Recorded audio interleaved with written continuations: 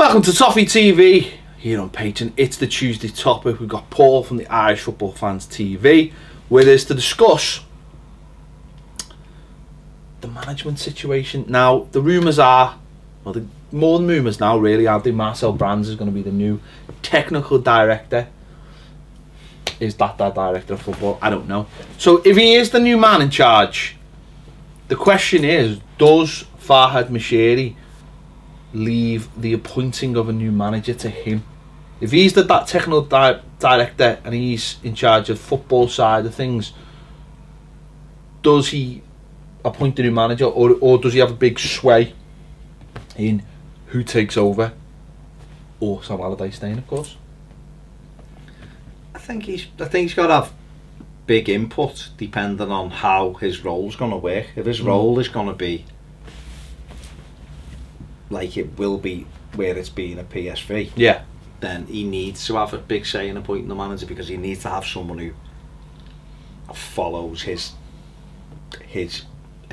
way of playing, I suppose, or the style that he wants. It's no point. I don't think it's any point bringing him in and then maybe leaving Sam Allardyce there, who might have a totally different football philosophy than Marcel Brands, and want a different player, because then what's the point of Marcel? It's tough, isn't it? Because for us, we don't really understand the director of football role, I don't think. Because me personally, I'm a great believer in the manager should pick the players. The technical director, go and do it for me. I want him. You're a technical director, go and get me that player. Or you might come and go, there's three, and I go, he's the one I want, so you go and get him. But if you're presenting me with players and going, that's your team now, I'm giving you players, then that to me is the same as like Sam Allardyce is saying now he's inherited this set of players. That's how I look at it. Do you know what I mean? Isn't that what happened with Rodgers at Liverpool? And he was saying he wanted to go out and get this player, he was told he couldn't get him, so he had to be given that type of player. But I do think it's more of a sway. He should be allowed sway, I think, rather than pick the manager. I do think Moshiri, not Kenroy, Moshiri should be the one who should pick the manager. I think Kenroy's going to be at the club next season. Well, we'll have to see about that. But anyway, but, I don't think he's going to be at the club next season. Simple as that. Hopefully.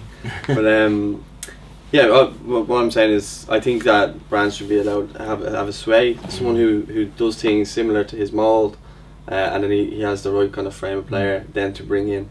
That's what I think anyway. Well, what do you think? I think it should be 100% down to Marcel Brands if he is the new technical director. How come? Because that's his job. Quite simply, that's his job. He is effectively the general manager of football side of things. Farhad Moshiri, so far to me, has, and this might be different for you two, might be different for other people, but so far has demonstrated that he knows absolutely fuck all about football. Like nothing. Like he's the Donald Trump of football owners. He puts the TV on and whatever they're talking about, he goes, I want that, or that's the thing, right? I just don't think he knows enough about football to make decisions. And maybe he's been listening to certain people or whatever. I think the idea of Brands is, for me, that he's gone out and gone, who's the best player? Because this is the big mistake I think we made. We brought in a director of football who wasn't a director of football. And if you're going to bring in someone and you're going to create a new role at your club, you've got to go out and get a fella who knows that job inside out and can teach it to everyone else. Because I think where Everton have gone wrong is they've brought in a director of football who didn't know how to be a director of football, and no one else at the club knew what a director of football club, and everyone's just gone, what's a director of football, lads? And no one's known. And that has just been allowed so that the buck has been passed around and everyone's got off with it. And I think that fucked up Koeman, not knowing what was going on. I think that's fucked up Walsh not going on. And the senior people have looked at it and gone, well, what's he's doing? What's he doing? They've gone after Brands because he knows the job inside out. That's his job. That's his job in football. So he can now, that filter down. I do this and I do that. And one of his roles for me should be getting the manager, or certainly having a large input in getting the manager.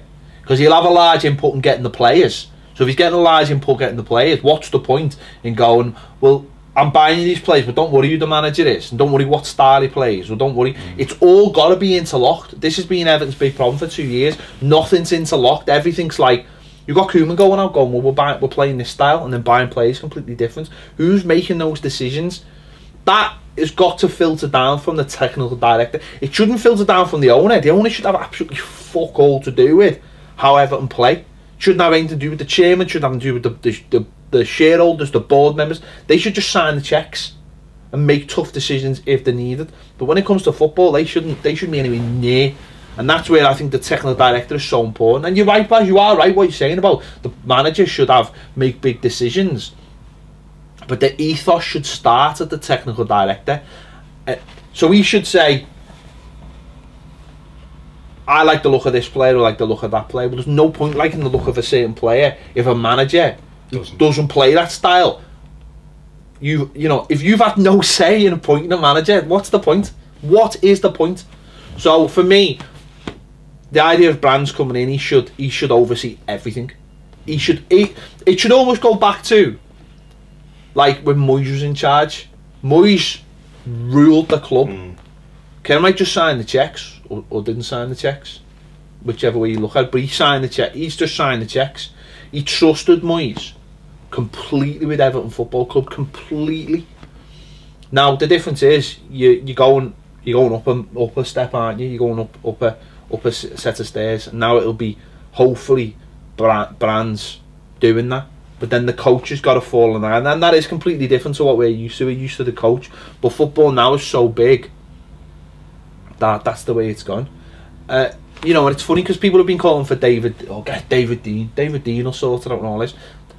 A large part of what like David Dean did in that generation was what I think Brands would look to do. It's just that he comes from it from a football point of view.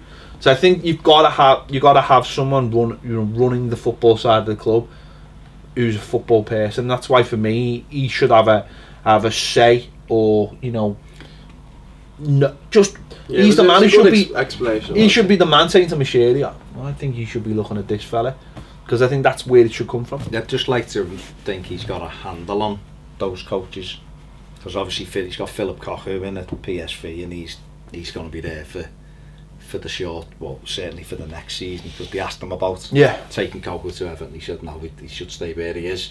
When you look at De Boer, how it's for him as well. Oh, well, that's the thing, but again, you don't know whether De Boer would have worked with someone who works closely with him and give him a chance and got him the players he wants and everything else. But no, you're right in terms of we wanted Monchi, and I think if we'd have got him, I think we'd have seen a totally different model at Everton, but we didn't. So we went out, and someone's obviously said to Farhad Moshiri, this Steve Walsh is amazing, he's got Vardy and Mahrez, and Leicester have won the league and he was the big shiny thing, so we went and got him.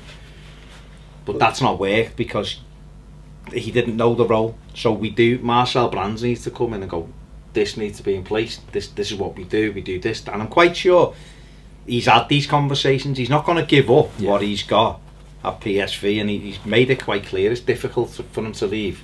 He runs everything there. They just won the league, they're successful. You know, he's not going to give that up to come here and have to go, oh, I can't do that, and I can't do, there's no point me doing that then. And that's why this may already be, the wheels may already be in motion. He might have said to Farhad Moshiri, they might have sat down and gone, look, we want to change the man, you know, what manager can you work with, blah blah blah. And he might have gone, Paulo Fonseca, he looks like he plays my type of foot, or Marco Silva, he's available. You know, for all we know, Silva could have gone and met Brands and Moshiri. He's doing nothing at the moment. They could have plans in place, couldn't he? You know, but he made it quite clear he was interested in the job. Well, of course he didn't. He hasn't gone anywhere. He's been offered a few jobs and he hasn't took them. So quite clearly, and we were prepared to pay £20 million for him. Yeah. So quite clearly, he's in Farhad Moshiri's thinking. And then, if that's the case, and Brands likes the way they play and identifies with it, then it makes buying a players easy, doesn't it? Because they'll go to him and say, we want to play a possession game, so I need players who are good on the, and Brands will go, yeah, I know this, he's really good on the ball, or he's quick, or whatever. And then players can come in, and that to me is where Everton have totally messed this whole thing up in the last 2 years, is that Ronald Koeman come in and give us this spiel about this high pressing game early on, and we were like, oh, this boss, you know, we need a bit more energy, and we played it for Spurs, and that was it. It disappeared, and he didn't go and buy a midfielder who was fast or a winger player, and he didn't go and throw 50 million at Vardy and go, that's the striker we need because he presses. We just went, oh, where's some players, you know, and we done it again this summer. We didn't go and, right, we want to do this with this team now. We just bought a collection of players, and that's why we've got no identity. That's why there is holes in the team. There's very good players in that Everton squad, but they don't fit any way of playing. They're good footballers, but it's no good having the good other players footballers. don't complement them as well. No, they don't, because there's no team. Whereas whoever comes in has to have an idea. I mean, Marco Silva, take him for instance. Before we lifted our skirt up to him and tempted them, Watford were playing some fantastic football. You know, they went down, they were 2-0 up at Chelsea, battering them. But they've never recovered, have they? And they haven't recovered from it. You know, and now, like, they've ended up 11th, 12th, whatever it is. But I think that most of that was from his they were start. 4th when They we haven't won that many lifted our games skirt up. since he left. No. Or And since even when we came in. And that's the thing, you know, is that, but he had a way of playing. He brought players in and he wanted them to play a certain way, and he got them playing. He done it with Hull, so he's obviously talented in that way of knowing what he wants. Okay, ultimately he wasn't successful at Hull. He went down, and Watford were doing okay until Everton done that, and then he lost. Everyone lost the focus. I think he was disappointed. I think when he came in at Hull, they were like no hopers. No, they were gone. They were gone. A bit of he gave them a chance, and survival, you know. And the only reason I'd favour him probably over Fonseca is that he knows the Premier League. It's the only. You might not know it that much or that well because he only had probably a season if you had way up the two teams he was with. Yeah. It was the half the season with Hull and the quarter of the season probably then with Watford. Sorry. But that's what I mean is you have him with the Premier League experience and you have Fonseca who hasn't, so that's the only reason I'd favour him over, but then again I'm not the one. But then you got Fonseca with the Champions League experience. True. So an experience of winning you know, leagues. I know Silva's done that as well, so but you know that decision's got to be made for me, as it going back to it, is whoever fits the bill best, you know what I mean? It's as simple as that, because I think we've put too many square pegs in round holes, and I think that's where things have got to start shaping up. And I know there's a worry about the whole system and it hasn't worked, so we need to do something else. But I think, you know, this is how things work on the continent. We're big on managers here, but don't forget there was a time before, you know, any of us were alive, that football managers, football teams were picked by committee. You know, that was like in the 50s. It only came from the 50s where managers started to come out. Teams were still picked by committee. You know, if you go back to like Everton teams that won the league, like the first few, it wasn't like who's the manager. It wasn't. It was like him and him. You know, it's evolved. We got to a stage where it was the manager ruled everything, and now we're coming out of that because it's too big.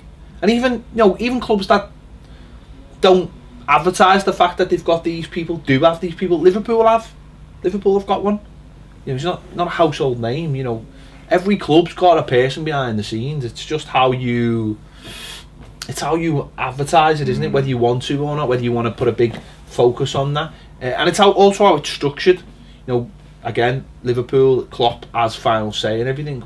That's the power he's got. There's no reason why a technical director doesn't come in and does his job, but the manager has the final say on signings. You know, that's that. I suppose that comes down to how good the manager is, isn't it? You'd like to think that, you know, if I brought you 3 players and went, look, what do you think of these? They'd sit down together and watch the footage and go, well, we need this, we need that. He does this, he can offer this, this is his, and they'd go through it and go, yeah, like, let's try and get him, and then you come, because that's how it should work anyway, really. If a manager goes to a CEO and goes, I want this player here, and we go, well, what if we can't get him? You know, right, we'll try him. Then everyone had lists with players, so why not a technical director who's working close with the manager? Why can't their list be the same? And then he gets on with it, you know what I mean? Or he does things and then that takes the manager Number one, it's a trust thing, isn't it? You've got that's what I'm saying about having. That's why I think it would be if Brands comes in, it's a big. I think he's got to be a big part of the recruitment process because he's got to be if he's going to be working with someone day in and day out, and being his boss. Really, because that's what he should be. He should be his boss. That's how it works. It should be the technical director really sort of sacking the manager if he needs to sack a manager. It shouldn't be the owner. The owner should be nowhere near it really when you think about it. It doesn't, he shouldn't be anywhere near it. It should be the technical director who goes, a change needs to be made. That's how the change should work. They're not next to each other. One's got to be one's the general manager if you want to take it from a German way. One's the general manager. With Bayern Munich, I've just appointed a manager who's like the German Sean Dyche, because everything's in place. You look at the Arsenal being linked with 2 German managers. One's 28 and one's 30.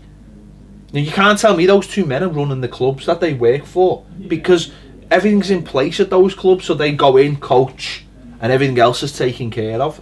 That's where football's going now. Being a manager is actually becoming a young man's game, not an old man's game, because the energy needed. You've got people like Pep Guardiola having like a couple of years off. Luis Enrique's having like a couple of years off because it takes so much out of them because they're working non-stop. I think that's again, you need these general managers or the technical director or whatever, to take a little bit off them, the weight off them, because football's just becoming so consuming now that I think they need that off them. So I think Brands has got to be part of it. He's got to be in there. He's got to be. But I say there's got to be that relationship, and that relationship's got to be worked out from the start. And I say that's why I think he needs to be a big part of it going forward, because it's a massive decision, isn't it? Now, massive. It is now. It feels like it's pivotal this summer. That's how it feels to me. I think there'll be changes anyway at Everton, and this was one of me things why I was thinking why Sam might stay, because there's going to be a new CEO, there's going to be a new director of football. So do we go the whole hog? Bill Kenwright looks as though he may be leaving as well in the summer. Do we go the whole hog and replace the manager as well and say this is the fresh slate, bang? Or do we go, well, we know he'll take care of the team, we know the team will be mid-table at least under him, but is that any reason not to reach for the stars? Maybe it's better to bring the new fella in with Marcel Brands, and they start their relationship right from the off. If Brands is as good as you want him to be, if you've been out like touting him, then surely you've got to put the faith in him to say, well, he'll get us the coach. If it is happening the way it's supposed to be happening, and Riola's his agents as well, and Riola's going to help with the recruitment as well, then surely you've got to trust that there will be a clean sweep. Because like anything else, if you bring a new manager in, you have to bring a new coach and staff in. So why not have that sort of all over, if that makes any sense? You know what I mean? Like if you don't, when you bring a new manager in, you don't go, well, we'll leave the coaches in because we can't have a. You do all of it, don't you? Like those jobs might be taken by people who already at the club. The new chief exec and all that might be someone who's already at the club, so those things might take care of themselves. But I think from a footballing point of view, I know it's very tempting to go, well, we'll leave Allardyce in for another year, let things, but that might be a reason to keep Steve Walsh for another year. He's only got a year left on his contract, and almost not sideline him, but just go, well, you've got new responsibilities, chief scout or whatever, something originally was, something you're more comfortable with. Or even, you know what, even if like Fonseca comes in, you could make Steve Walsh one of his backroom staff, because that's what he is. Don't forget, when Leicester won the league, he was chief scout and one of the first team coaches. He was on the training ground with them. So he was a big part of that. So maybe that's what he's more comfortable doing. So you leave him in there, and he's a consistent part of what's going on. But I think from the other point of view, I just think that you might as well just whip it up and start again. We can't afford to go and fall behind again. No. We did it this season, but if we do it again, this team's strengthening all the time. See, I slightly disagree with you on that, because I think it's more important to get the ethos in place. We could finish 8th this season, right? And we could finish 8th next season or 7th next season, and it could be with Allardyce way of doing things.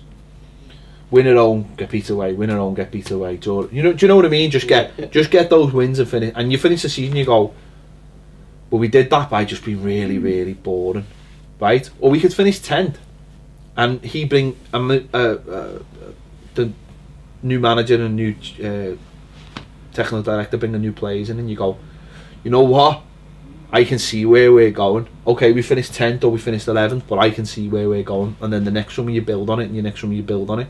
I'd rather have that and look at it and go, well, there's an ethos going forward, and if we had this player and had that player, then have a season where we finish 7th or 8th. We just plodding along, and then after the end of that year, you go, well, now the actual ethos starts. It's a year wasted for me, that, where you could have, okay, you might finish a couple of places further back, but you're going in the direct, you're a year ahead of where you. Do you know what I mean? Yeah, but that's what I'm saying is I'm not saying in that sense. What I mean is, in the future, like, we know we have a direction. Like this, right now we have no direction. What I mean is this can't continue into next year. At least if we finish next season with a direction, we know we're seeing things that okay, we can build on that. Let's bring that into next summer. Yes, I agree, but the way it is now, like, that can't continue.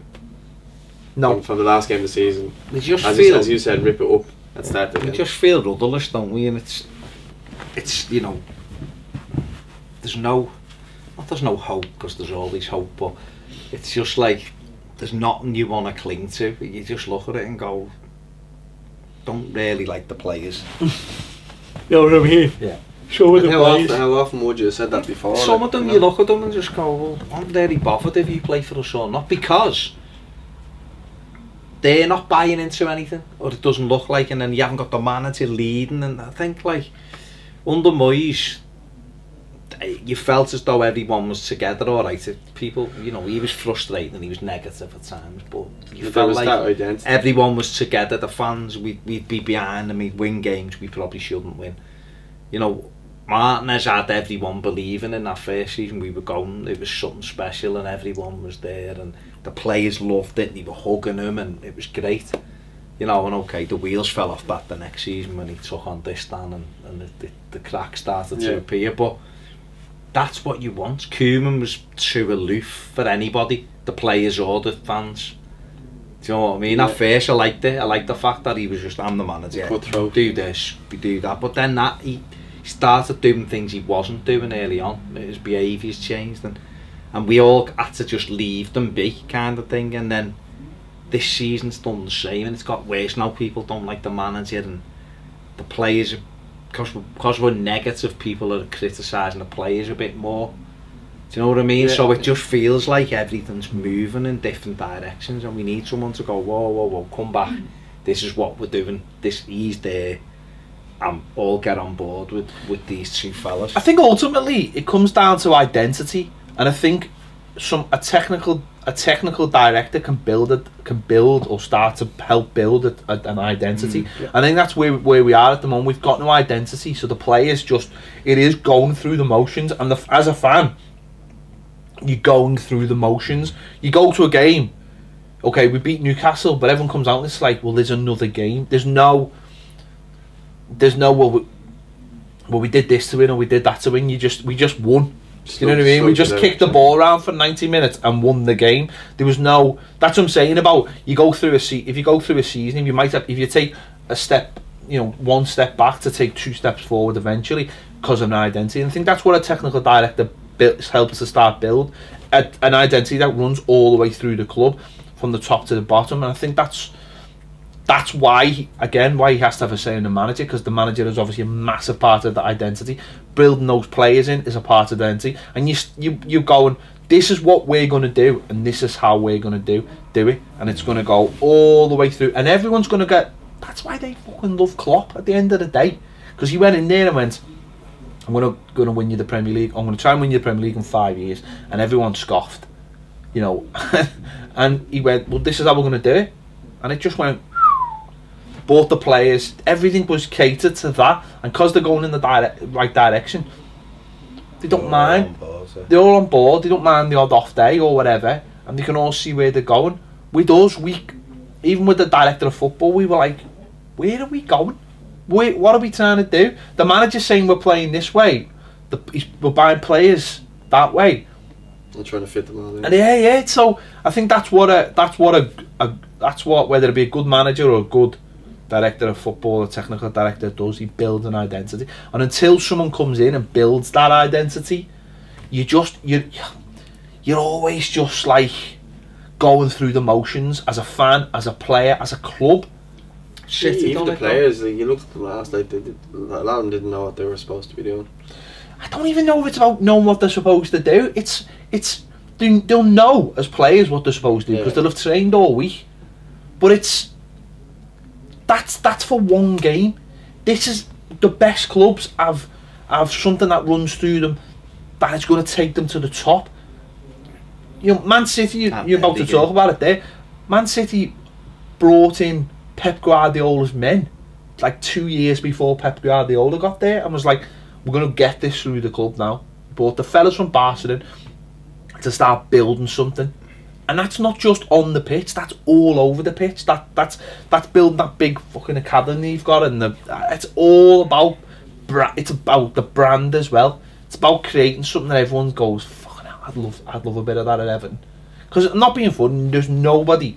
If there's any Evertonians who would not want to be in a fucking Champions League semi-final, and your fans thinking, we can fucking win this, then you're kidding me. Because we'd all want to be there, and we'd all love to have that confidence, thinking, hey, they even fancy themselves against Real, like. But everyone else fancies them against Real, because everyone else has bought into that, because it rubs off. Everyone's believing it. That's why positive. Yeah. We're always looking for, will Everton this, and our negativity draws us to negative situations. They win games they should never win because of the positivity. But Man City, as I was just going to say, you're right, they come in and they knew where they were going.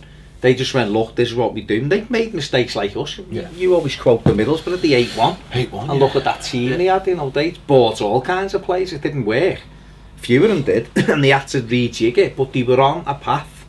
And then once Sheikh Mansour come in, even though it was early, we bought some players, they did get structure in. They went, look, this is what we're doing, and we're going to do this, and we're going to do that. And they had Brian Marwood for a bit, and they replaced him, and they got Trixie Bergenstein in, and they got some coaches. But that's what did it, though. It was the off-the-pitch stuff that did it. It wasn't the manager, because every time they changed the manager, it was like they changed the train track. Do you know what I mean? They knew where they were going, but it was like they had to change the train track, and then they kept on doing. So they were always moving. And then when they brought those guys in, it was like, well, no, we're staying on this track, and this is how we're going to get there. And yes, there might be changes here and there, but we're staying on this track, and that's the thing that is most important. And bringing Pep Guardiola was obviously the final sort of thing that has helped them. But I think that's the thing. Off the pitch, it's got to be geared in the right place. I think that's where football's going now. It's not enough for all these people to sit round the table. We watched that documentary, didn't we? Not together, like, with a couple of crisps and that. That trainer, we should, that trainer documentary is very, very good. Paul, you should watch it. German with subtitles though. I don't know if you remember that, mate. I'll have a watch. And Jurgen Klopp's on it. This is when he was at Dortmund, and he looks like he's coming from a very large night. And he basically says, clubs who allow the people at the top to make big decisions, he's like, you wonder why the football's rubbish when you're allowing those people to make the big decisions. If they don't understand football, then you've got no chance. They're basically his words. The people at the top don't understand football, then you've got no chance. People at the top shouldn't understand football. They should understand money, business. That's what they should understand. And even if they think they understand football, they don't understand football. They should have that man in the middle to do all that for them, and he should dictate. And that's the crux of it, and that's really unprofessional. It is. That's really unprofessional. Jürgen. It's Jürgen saying, don't let anyone at the top make decisions. If you want to be like that's me. it. So, going full circle, I think I'm open because the brand's links have been there for so long. That, I mean, it's been a few months, hasn't it, really? Yeah.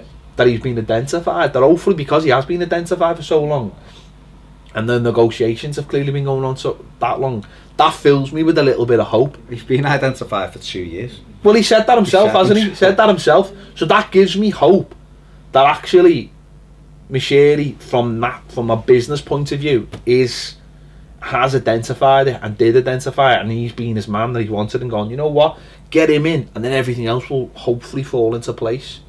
And that's why everything's been shit. Because he's just been going, we're waiting for brands. We're waiting for brands. Win the league next year, then. Listen, some progress.